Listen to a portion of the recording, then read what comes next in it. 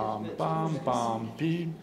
Et là, vous rentrez ensemble. J'enseigne à la Haute École de musique à Lausanne. J'enseigne principalement le saxophone, la musique de chambre.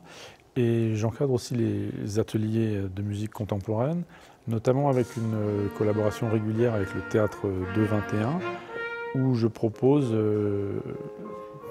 chaque année, je dirais, depuis quelques années, un programme de théâtre musical. L'idée et l'enjeu pédagogique étant de confronter les étudiants à une pratique musicale dont ils n'ont pas du tout l'habitude, un répertoire aussi inédit pour eux qu'ils ne connaissent pas, mais c'est l'idée de leur faire travailler une partition musicale avec d'autres paramètres que simplement le jeu instrumental traditionnel.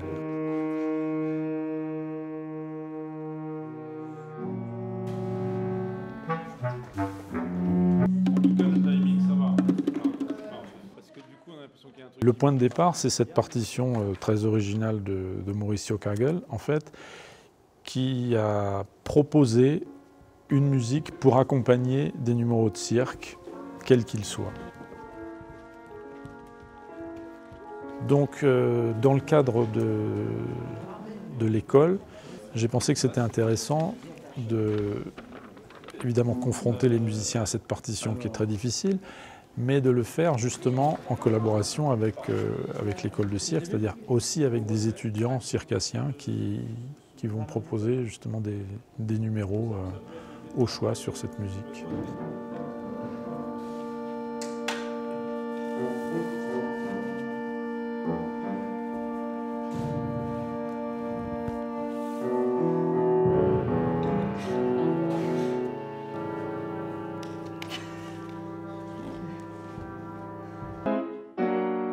Mauricio Kagel, c'est un compositeur argentin qui a vécu pratiquement toute sa vie en Allemagne, mais qui est très imprégné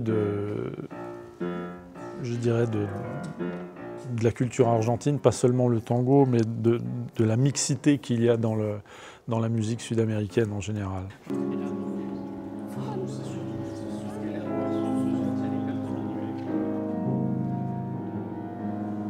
Parce que c'est la dernière partie qui est assez lente, nous on est très très lent sur ça.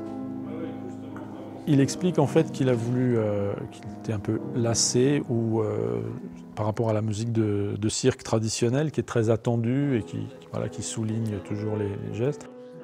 Nous musiciens, on est conditionnés évidemment par la connaissance qu'on a de la musique et rien que le fait de travailler avec justement des gens qui ne sont pas musiciens, qui n'ont pas les mêmes repères, et bien, comment leur faire entendre d'une façon non technique, sans le langage technique musical, comment leur faire apprécier la musique, la durée, les repères sur les instruments, les repères rythmiques, sans que ça passe par le langage technique musical.